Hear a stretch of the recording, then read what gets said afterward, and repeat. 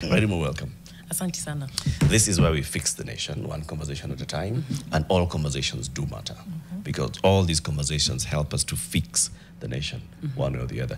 Janet has the day's quote. Yes, I do. When the whole world is silent, even one voice becomes powerful. Malala Yousafzai. When the whole world is silent, even one voice becomes powerful. Is that resonating with you? Does the world go silent is what I'm wondering. Oh. Are we ever silent? Existential, I know. Okay. Does the world go silent? I think it was on an issue. Do we go silent ourselves? Do we allow ourselves to have even moments of just a moment of stillness? Because essentially, yes, what you're saying is true. When the world goes silent, we will listen. But who is listening? Yeah, who is listening? I think one of the things we've lost in our current state as people, not even whoever generation, those, whatever generation, is our stillness. Because we are constantly being bombarded by information, whether through music, whether through video, whether reading. It's just coming in. But I don't see that we get time to even sit down and think, what was that about mangoes falling? And us not selling, or we are not synthesizing our information, even our food. We eat on the move, we eat running, even the information, it keeps coming in. It jazzes us for the moment. When the world goes silent, CG, you said what? Even one voice is powerful. Exactly. Then another quote is produced. I love the way she's gone into wellness. Yeah. Like for a minute, I was questioning many things in life in terms of... What is stillness? Like when's the last time you were still? Yeah. What is that? What does that mean? What is stillness? That's a good question. Stillness is just, it's not your mind going empty like has been proposed, Thank you for I was really like, okay, good, okay. It's just having a moment of calm and allowing, for instance, even allowing yourself to listen to yourself breathing. We breathe all the time, asleep, awake, walking, not talking.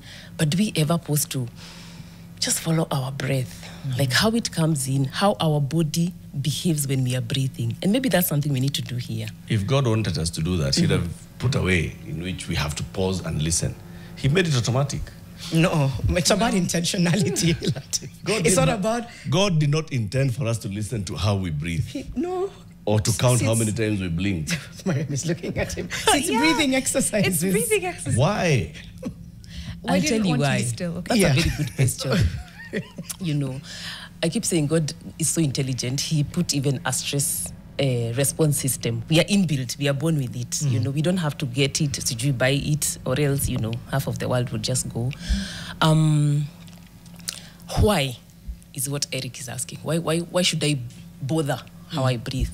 Because how you breathe determines a lot. It determines how you cope with stress. It determines how well even your brain is functioning. Because even how we are seated, we are not at our the position where all the necessary oxygen is coming in. The optimal position. Optimal, exactly. And when you intentionally breathe, like Janet said, you now become present to your now. Because we breathe as we go, as we do, as we whatever. But when you... At that particular moment, millisecond, I was where I am at this point. I'm not thinking about my kids coming home from school, Suji closing, Suji there'll be opening and there's fees and blah, blah. I allow myself to have that moment, which is a gift. Let me ask you, somebody listening to this might be like, I don't have the luxury to stop and breathe. I'm on the go. No, I know its importance. I think sometimes there's a misconception that being present and taking time comes from a place of privilege because you're able to carve out time to be still and present. We know it's important, but there are people thinking, I'm struggling with the cost of living and money and expenses, and I have to figure out how to be still, but I also have to figure out how to pay. I don't know how I'm going to send my kids to school. There's every day in the news cycle, there's a story about the cost of living. So how do you reconcile been able to take a minute to center yourself with also trying to navigate all of these rising costs around us, because it's doing a lot to people's mental health. So how do you find that balance? For starters, that's just a loose excuse. You know, dog ate my homework kind of excuse. Because we have all the time to complain about our government. We have time to when you go to the salon, the vibe is, oh my God, have you seen how things are bad? CG, I went to buy with 1,000 bob. CG, I got out with 2 things. I mean, 1 minute to breathe, Janet, is affordable for everybody. That is the standard thing. I'm not asking you to get a monthly masseur or a special trainer or a... No, I'm just asking you, if right now, if I asked you guys to just breathe in 4 deep breaths, and you can do it, why not? Okay. You know, I've been quiet Deep for the last breath. 1 minute. I was breathing. Yes. And I was listening to myself. I'm back here. Bado sina pesa. Bado mashida zinaniandama.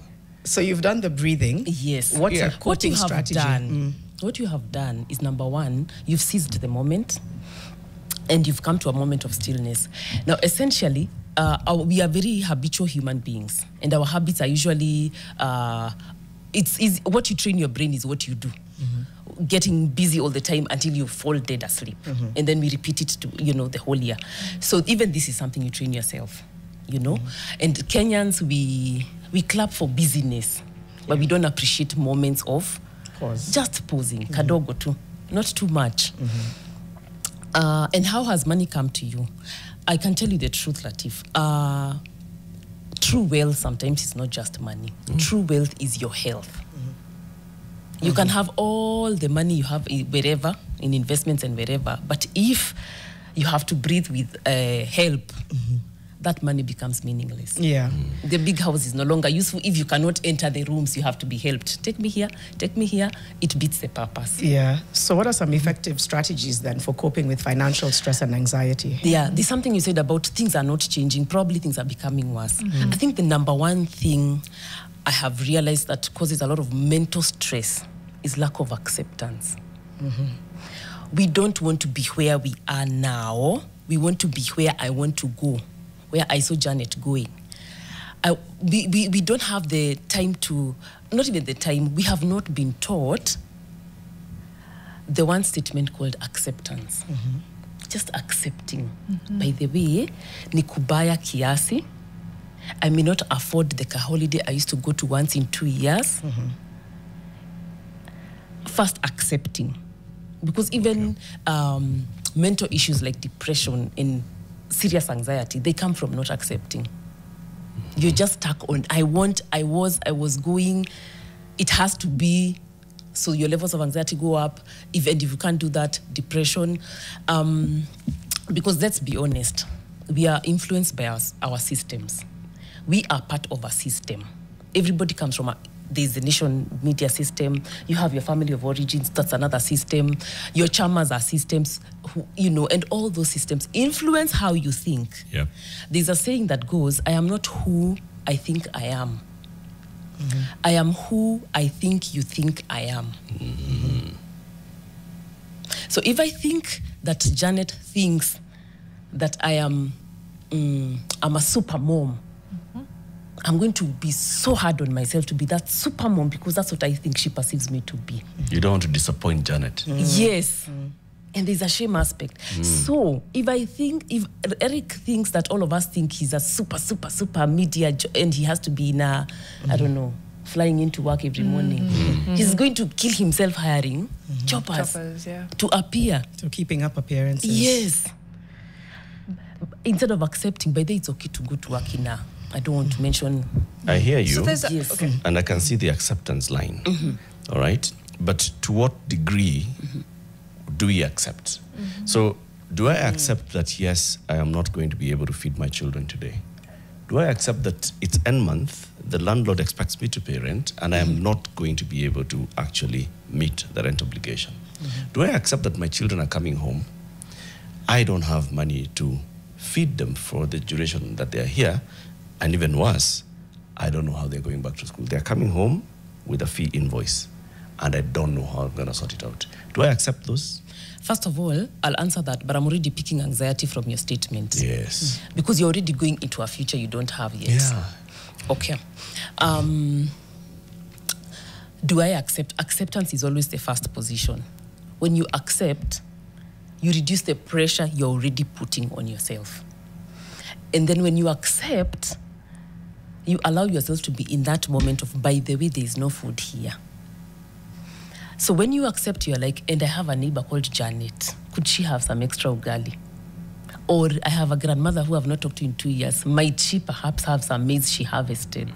Because you've accepted my position right now, I can't even feed my kids. So at this point, so what can I borrow from my neighbor? But when I'm not accepting, I'm still putting a show even for this neighbor. How can she know that things are not okay? Right. Yes, so acceptance is the first step. It's not the position to sit in. It is for you now to be, okay, Nikubaya, I'm here, I've lost my job. So what? We can't pay rent. So what should we do? Do we need to downsize? Do we need to go back to Shag so that we can, regroup and come back to the city? So once you accept that Corona has done a thing on your job, you need to go home, then at that point you shed off like half the pressure. Whew. That's knowing where the line is between acceptance and not also giving up on yourself is a very, it's a tricky line. Because if I accept the here and now, it's almost like I've resigned myself to it. And maybe it's a passing. Yeah, it could It's be a a passing season. cloud. I could be like, you know what? I've lost my job. It's time to go back to Shags because I can't afford this rent. But who's to say that I could stick it out for a few months, figure out something, borrow here, borrow there, and something will come through, and I'll be okay. But isn't that the process of acceptance? I don't have money right now. I can struggle for a few months now, and then as I reapply or as I... But there's a level of acceptance which everybody must reach depending on whatever has changed in your life at that point. Yes. See, the debate here in the mind, right? Mariam's mind would be, do I accept and immediately move out of this house to a cheaper house? Or do I accept and stick it out knowing that I actually don't have money to pay rent for the next month? But, Or do a bit of both. It was a give. Something will happen. Or I do a bit of both. Just persevere. Just hang in there. Don't move out of this house. Don't remove your kids from this school. Just one more term. But in that one term, you don't have the fees to pay. So where do you draw that balance between the acceptance and then saying acceptance plus resilience and acceptance plus immediate change? Now, the thing with life, I think, as I have seen, it's never a linear thing. There are those who will say, I'm sticking here. And some miracle happens, your grandmother dies and she lives so much. And oof, just when you're about to think things are so bad, you're saved. But then there are those who accept and they're like, things are bad. We need to downsize quite a bit. And then, because you're the same intelligent brain that was wherever it was. Take time off. Hotels closed during Corona, didn't they? Yep. So many people had to start from not even zero. They were just thrown off. But with time, some stuck it up. Some went back to the village because they had to. But as that season ended, they started coming back, probably a bit lower than where they had started, and then started rising up. So life is not linear. So there's no one answer for everything and for everybody. But yes, you can be resilient even as you accept right now it's not okay. So let's just... And I think you bring a very important point. And maybe I don't know whether I want to ask you back or ask generally. Why is it that you are stuck on, I have to live here, my kids have to be in this school, I have to. What's that? The Joneses, Buana. But even before we keep up with the Joneses, can I go back in time before I had the house and the kids and the schools and everything? This was your dream. Yes, and you work towards it. But then there's a generation of people that are working towards it right now and are unable to achieve it, and it's not looking possible. People go to school, do what's required of them, graduate, get diplomas, and nothing is giving. It's month after month, year after year of job search. And that takes a heavy toll on mental health. What do you say to that? Because they've been resilient. They've applied, taken rejection after rejection, no reply. They've done their bit. what next? That one is true. It's becoming, especially in our current state. The truth is, it's looking even hopeless and a bit depressive. And these people need a lot of our support. You know, they are with us. They are our little cousins. They are our little nieces and nephews who have graduated first-class honors. They get out there and they're like, Auntie, the only job I'm getting is that. So, me, I earn 10K after my first-class honors. And they can't deal with it. And they are Gen Zs anyway. They have bigger dreams than everybody else. So it's a season where it's a very like antagonistic, you know. You've done well as was required, but there are no results for it. Or rather, there's no way out. It looks like there's no way out. But the truth is there's still a way out. And it may not be in our, it may not even come forth as how we went to school, we studied BCom, and so we have to work in a bank or something. This is now where creativity has to come in.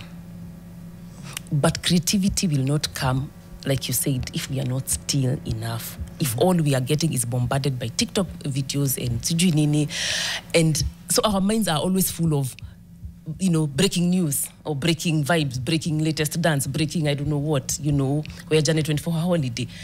How is that helping my life? So what are we consuming that is killing our creativity, that is killing you noticing, by the way, there's a gap here? Because it takes you to be observant to notice, there's a gap in the market for this or the other. Yeah, but Wahome, not all of us have the business gene, the one that spots the gap. Some of us just good with numbers, and it's like, that's why I went. Yeah, I'm good with words. Let me go into advertising, where agencies are closing down, not opening up. You know, it's for a lot of people, it's not as straightforward as I see a gap. Let me. That is also true. That is true. Some people are just not, well, you could say that, may not have the business gene. But I also know that sometimes we don't always work for money. I know people have volunteered in spaces that have then eventually opened up spaces for them. I have a friend who worked for the stock brokerage, what's it called? NSE for a whole year. Now, maybe lucky for him, he had a father and mother who provided a transport to and from town. But that was it. And he did it for a whole year for the sake of passion. And he's not where he started. He's up somewhere. So sometimes we also have to look at it. The focus cannot just be money. Am I spending myself in a healthy way? Like, can I go and volunteer Nation Media and I see what Akina Janet do and learn something? And then one day Janet is like, I'm done with the flu. Can you stand in for me? And that's the beginning of something, you know? I think that's easy to say when you have money. That's when you're like, you know, it shouldn't just be about money all the time. You can afford a day without an income. We're thinking about that parent or not even parent, let's say just different kinds of people. There's the person who is, you know, to the point that they've said they have some disposable income. Maybe they haven't managed to get a job, but they're able to, you know, come to Nation for that internship, etc. But then now the reality of the people who are either caregivers, parents, ailing child, economy is, I think, speaking to that person, because it's important to appreciate how intense that is and how that completely throws you off mentally. So just trying to think of coping tools. Yes, we've heard about being still. I think that's important. But what next can this person do? What is the psychological pattern they need to break out of? They hear be still, they're like, Sawa, I will be still, I'll be fine. I'll do my breathing exercises today, tomorrow. When I stop breathing, this breathing exercise, I open my eyes and the bin is still in front of me. So how can we encourage just breaking of those psychological patterns, which I think a lot of Kenyans are feeling because of the strain, because of the rising cost of living, because of the people they have to look after? How do you begin to break that psychological pattern to set you on a path to say, okay, I can now have hope to take the next step? I like that you end with hope, because that's where I want us to go. There's one thing that everybody has: gratitude. If we are able to practice a level of gratitude at any level, because what gratitude does, it helps you see what you have as against not what you don't have. Because usually we complain because all our focus is on no, I can't afford this. I used to afford this. Now I can't do this. I can't. But then even from that international school, and you've taken your schools maybe to a mid-level primary school or a mid-level private school, or even you've gone to the government schools, which in your worst of dreams was never going to happen. But you do have your kids in school. There's a reason to be grateful. It is true you have downsized. You've left your leafy suburb and now you're in a many people suburb. But you do have a roof over your head. And I know for some people it's gone worse. They are now sleeping under tunnels. Yeah. And I think at that point, you can be grateful. Honestly, I have life. Look to the bright side of life. There has to be. Look at the bright side of life. We want to take a break, Wairimu. And when we come back, let's look at it from a bigger picture then. And then ask ourselves, we are seeing all the statistics. All the statistics are showing, the economy is improving. But then the people are saying the economy is not improving. You deal with people who come to you to talk to you and to ask you what's going on. Right? How is our current state of the economy at a personal level impacting our mental health, and how is that then also impacting the decisions that we make and the relationships that we have and everything that we are doing around us, okay? That's the conversation we have. Wairimu Wahome is a wellness coach. We are talking about money and mental wellness. How well are you? Let's discuss that after the break, 8:30. Good morning. How you would like to fix it, what you would like fixed as well. Oh, yes. Now, at the height of COVID, the government of Kenya established a task force. And this task force was to look at the mental wellness of the nation.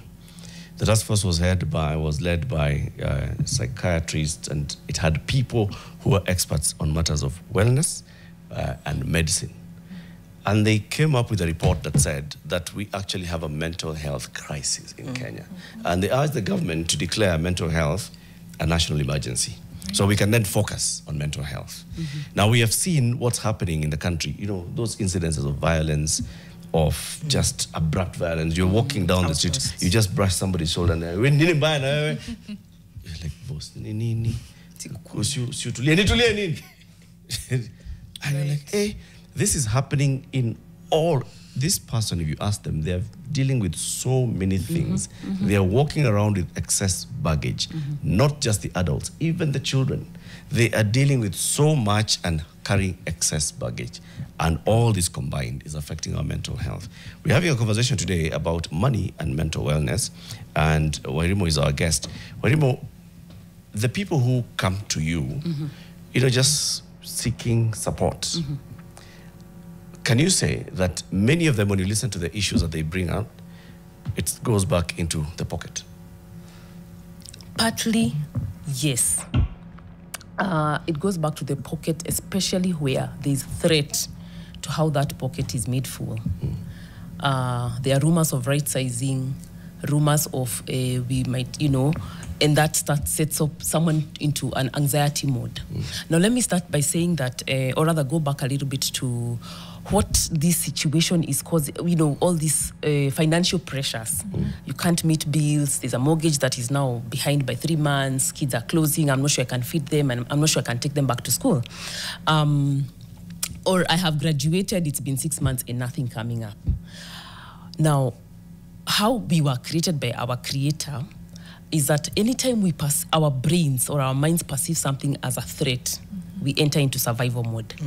Now, what survival mode does, you either want to take flight, you want to fight, or you freeze. For instance, if a snake chomoked over here, that's when you'll see Mariam jumping up there and, Long jump. Yes, and if right now I ask her, I can't jump, I don't even run, But when a snake chomokas, because her mind tells her that's a threat, adrenaline, and she's able to do it. When she lands on the other side, she can't even breathe after that. But she has survived. She has saved herself. So this survival mode is set off when our minds perceive anything as a threat. So this financial status in Kenya and in the world over, we are already perceiving it. There's a lot of anxiety coming up from it. In fact, so many clients who come, there's always anxiety underlying. I'm fighting with my dad, but the truth is there's also anxiety in my father who took me to school and I can't. Or there's anxiety, and especially couples, they are fighting a lot about underlying is the anxiety of, are we making it? And then now they start blaming. It's always we are fighting. He doesn't, he's too lazy, or she spends too much. But the truth is that underlying, there's a lot of anxiety for themselves and for the future of their children. And they might lose their mortgage or might lose that and blah, blah. And of course, what I said earlier, the society we live in, we still want to keep up the image. Now, back to our survival mode. So survival mode, when anything is perceived as a threat, we fight. So you rightfully said, you'll step on someone, even touch someone on the shoulder, and they shout at you, and you're like, wait, what just happened? What did I just do? Why? Fight. They're not thinking. Not that they're not thinking. No, there are two parts of the brain. Maybe I just want to touch a little bit. I know, nothing technical. So there's that limbic part of the brain, which is the survival part of the brain. And then there's what we call the prefrontal cortex, which is where you do your executive thinking, like how you plan this show. You sat down 7 to 8, 8 to 9, da da da da. You're not doing that on survival mode. You've thought through, this is what we need to do for nation, blah, blah, blah. Now, that part of the brain, we are not accessing it as often as we ought to because we are on survival mode. We are either fighting, fleeing, phoning, or freezing. Yeah. Essentially, for us to make any meaningful steps forward, or even for us to live well, we need to be on the prefrontal cortex part of the brain so that you can make decisions that are serving to self in the society. So how are we affected? When you constantly are on survival mode, you have adrenaline, you have cortisol being produced. Those are hormones just for that moment you saw the snake and ran away. But when you are constantly on production of cortisol and adrenaline, then you slowly now move away. You know, it's what you teach your brain slowly by slowly. The pattern you form is you're always on survival mode. So even when you're relating with people, you're on fight mode. Like, why did you move my cup? Really, I just returned it. I mean, is it worth a fight, really? It is not worth a fight. You didn't move. You did. What did you do? So you stop logical thinking. Yeah. You Yes. reduce your logical thinking. And project. that's exactly. And because, so that's why I even tell you, let's go through stones. Let's go. We go. Because we are just on, there's a fight within. So that is then manifesting in what we see in our society. Right? Oh, yes. So in all these things, because there's anger, you go into social media, there's anger. It's just one thing and people just run onto it and, express. Politically, we are politically agitated. We just, you're feeling, hapana, it can't go on. You come home and interpersonal relationships, it's the same.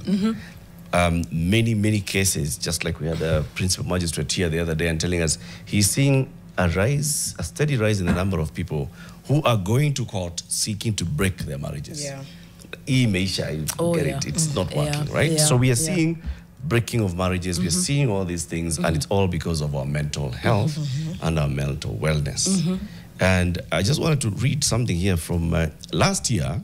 The Ministry of Health launched some guidelines, clinical guidelines on dealing with mental health. And when doing that, the Director General of Health, Dr. Patrick Amoth, said that mental health is actually becoming a big issue. Specific data shows that 42% of individuals who are seeking primary care have severe depression, and there's a national prevalence of common mental disorders that is over 10%. So out of every 10 people who will find at a level 2 facility today, nini shida yako, naumwa na mgongo, naumwa na kichwa, sijui nini nimekuwa nikisikia, it's actually depression. They just don't. 42% That's high. that have severe depression. That's a very high. It is very high. And we don't know. Now you can imagine then, if you have 42% of people who are walking, out of every 10 people that you meet, 4 of them have severe depression, and they just don't know it. Yeah, because it's functional. Yeah. Even right Functional now, depression. one of us could be, but One of us, be able to show up. Or maybe you're Yeah. but maybe we're the 4 in the 10. It's all of us. Perspective. We don't know, we can't tell. How do we now start fixing this? How do we now start saying, okay, acceptance. Breathe in. The government has accepted that this is an issue. At community level, how do we start to accept it? How do we start dealing with it? Now, there has to be a holistic dealing of this, because we've created it over a long time. Yeah. So number one, there has to be we also have to allow time. It's not an overnight. And then now all institutions have to come together. For instance, can we have affordable medical care so that you don't have to be seated here and you're thinking, how will dad access his monthly checks? Yeah. Because I don't want to mention what is not working where, you know. If that level of stress can be reduced from me, that I know dad will walk into the level 5 in my village and he'll be treated and he'll get medication if he needs to, then that level of stress goes down. So my level of survival mode now starts reducing kidogo. Then I need to know that I can actually access a service without going under the table with something. Then I know I confidently go present my papers. What did I want, a passport or whatever? And I get it. So can we have what a nation, they call what, services accessible? This is government services, medical services, and all that. And then now, for instance, at least we now have free education, but sometimes the condition, it's not even free. And even sometimes some of those classes are visited. The teacher has no space to pass because the last desk is at her feet. Can we improve those conditions that the teacher can restore a bit of her confidence and not feel like she's a prisoner every minute she walks in, or rather, she walks into class? Right. So basically what we are saying is that it has to be like a national, and we can no longer look at the president anymore. Honestly, I mean, what can he, I don't know. He's limited. Maybe he's one in the 4. Yes. All right? And he doesn't know it. Right. You see, so we can't expect this person who has severe depression to actually be a solution provider. Exactly. Because like you said, they are what mode? Yes. We can keep asking them to do their mode, job. they're pushing mode. Yeah. So how can we, all of us, say, all right, maybe we need to have a bombers conference. But even before we have a bombers conference, because these conferences have been going on. Exactly.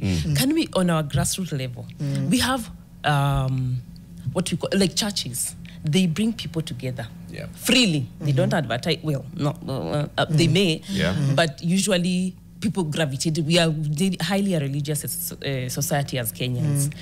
I know a church that provides medical help once a year, and I kept thinking, if every of this church, actually my church, every other church in wherever they are does a medical camp, helps the locals, and then and provides so what they have is that they have CSR doctors come and provide CSR because we all can help each other. Yes, the structural fixes that need to happen for sure. If everybody did their job right at the top level, then we'd still, of course, mental health is, also largely personal, but at least I don't think the numbers would be as grave as they are now and what we're seeing. But I just wanted, before we run out of time, to ask, because we can't guarantee that tomorrow the economy will be better, tomorrow you'll have money in your pocket. That's a little bit hard. But how do we separate our self-worth from money? That's a very good question. And when you ask that, it's a reason why Eric was saying, I don't want to leave this, my kids cannot leave this school, I cannot hammer. Because my self-worth is tied to where I live, what I drive, where my kids go to school, what I wear.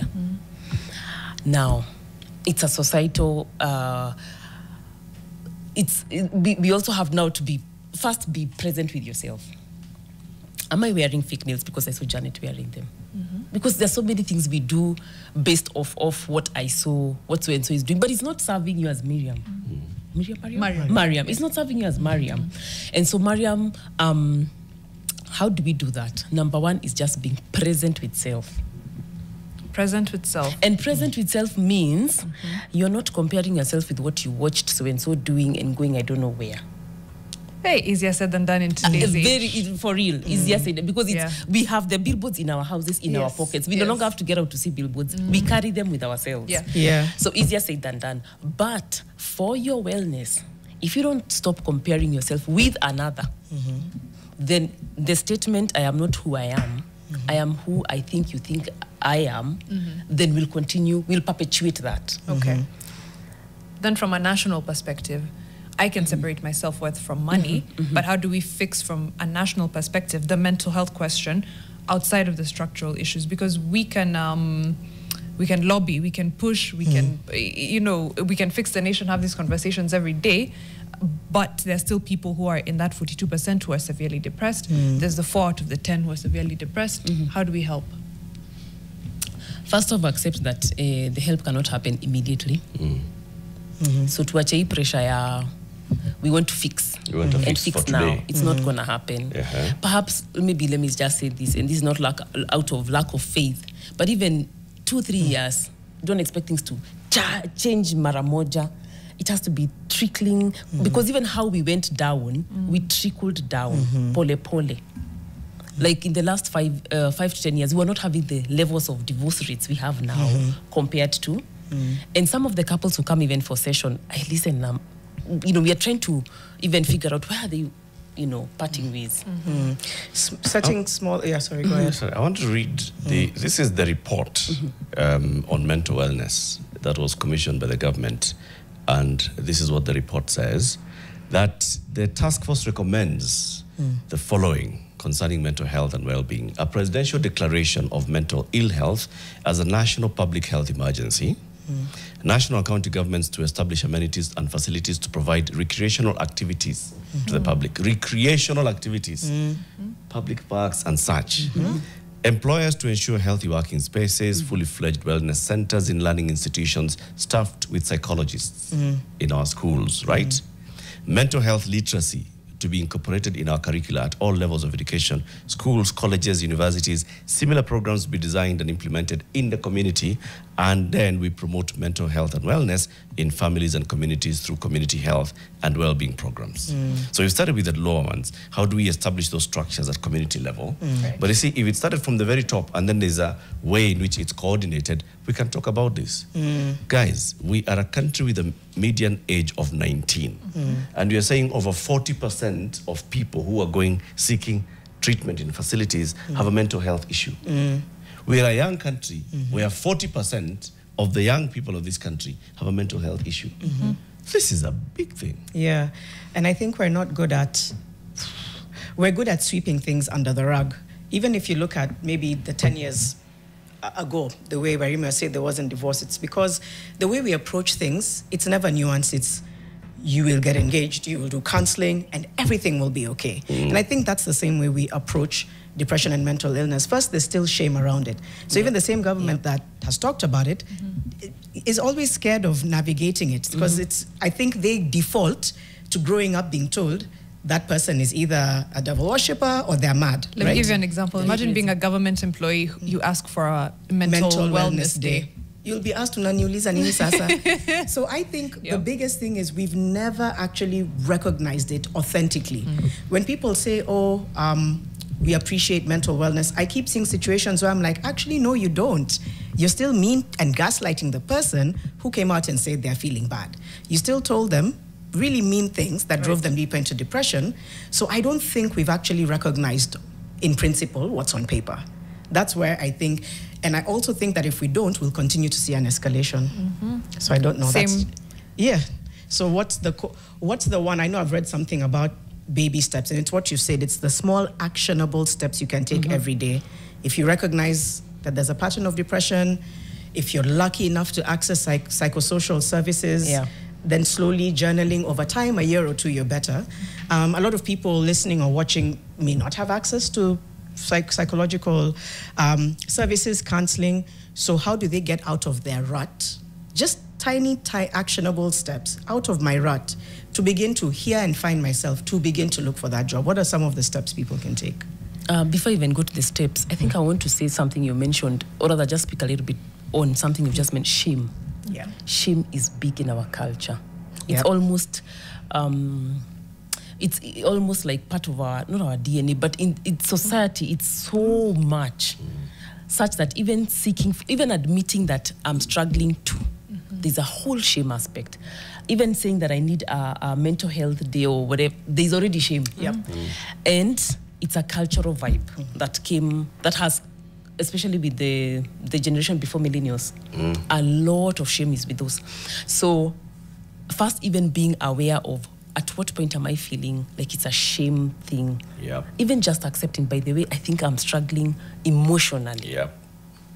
Just verbalizing that kills the shame. Siko sawa. Yeah. And you Nini being mbaya? sour I don't with know. not being okay and not being able to, especially even for men. Like when men come for therapy, me, I have a special clap for them. Because they have beaten cultural shame, self-criticism, like which mwanaume does this. When they show up, I clap for them. And then now we deal with whatever. So shame is huge in this mental health space. Yeah. And I am not surprised that it's on paper but not in practice. Because who is in our big offices? We still have people who mwanaume ni Yeah, or fault. jikaze ki mwanamke. What are you jikazaring and you're so depressed? You know, but just recognize so and so is not okay. Can they have a week break? And it's not a big deal. Until we reach there, this, as you say, we grassroots, we are.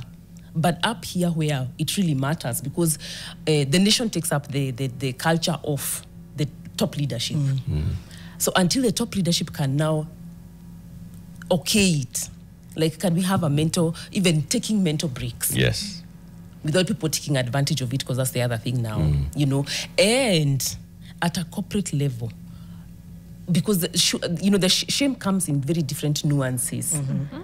Like, if you leave work at 4 or 5, there's a shame aspect to it, Eric. But if you leave at 8 p.m., Eric works so hard. He deserves an extra CG what. Yeah. You are shaming Janet, who has to run home and I don't know do what because her house help ran away, you know? So shame comes, it is nuanced very differently. Yes, exactly. If Mariam says, I have to leave at 4, CG Shosho has come, there's a shame aspect. When you can't see her, you travel to her. So, As we don't have shoshos. You know? Oh my God. Like, what are you supposed to do with that information? Exactly. And that's just, she has not seen her baby for the last 2 years. Can I just see grandma? What's a big deal? I'll work up until 8 the next, whatever. So shame is a big aspect. So how do we help ourselves? Just knowing how shame is showing up. For men, for women, because they show up differently. And because it's a cultural thing, you need a therapist to realize how shame shows up, honestly. Because it's how we have lived our life. Wairimu, I've got to plug in now at this particular point. And now that we've talked about, shame and talking about our situation and mental health, on the 14th of June, men, we will be having Man Cave, organized by Nation Media Group. This is NTV and Nation FM. And we will be at the Herencia Thika Road on the 14th of June, 2025. I'm sure Gath would like me to say this, because we are talking about mental wellness. And this is where men just congregate and have conversations. Nini, how do we become better? How do we express ourselves better? How do we even learn to cope? The topic, the theme for it is nurturing resilience and shaping futures. So that's it, about nurturing. How do we actually nurture resilience as a people? So that's it, 14th of June at Herencia on Thika Road. Hi, I want to come back onto the issue that I really want to insist that we have a Bombers Conference. And the Bombers Conference is where it starts from the very top with our president saying, okay, guys, here is the truth. Acceptance, the truth is this. The truth is that we are broke as a country. The truth is we cannot afford to keep doing new projects, new road, new hospital, we can't. The truth is then we need to actually all together talk about where we need to dedicate our resources for the next X number of years. Is it our social amenities? Do we say that we put in money and we check how our money is going to education? So we remove that headache from every parent about school. Is it about health? So we remove the burden from every Kenyan about the disease burden. Do we say that this is what we need to do? We need to have this conversation as a country. Yeah. Because for as long as we are not atuambiani ukweli, for as long as we are making promises, I'm opening a cattle dip, I'm opening markets, I'm opening an electric fence, and people are demanding that na ile barabara kutoka hapa paka pale utajenga ni sawa utajenga. As long as we're doing all these things, we are lying to ourselves. Yeah. You have to help the president get over the shame of speaking the truth, because that's where we are as a nation. Eric does not want to hear no more barabaras, no more new hospitals, no more. You just want to hear new. And so what does the president do? That's why I said we are a system, and we are shaping how we think, speak, and behave. So if we also want to hear the truth, so we accept that there's a shame of reality, of truth. Actually, the shame is of truth. And especially, we've pushed our politicians to lie to us every single day. If we can accept, by the way, we are broke, and maybe we might only pay school fees for 15 children in this, CDF, whatever, assuming that we were all genuine and no money is being stolen and all that. And if the president himself and whichever leadership gets over that shame, then we can begin the journey to a healing nation. So the lies that we accuse them of, we're actually lying to ourselves. We perpetuate them. It's us with us. Yeah. Tujiangalie. Wairimu Wahome, wellness coach, thank you very much for joining us today. Thank you for all the comments. We can see them, we've seen them, we'll actually sample them, some of them in the next hour. In the next hour, it's Miss Me With That, and we'll be talking about women in leadership. Keep it here, it's 9 a.m.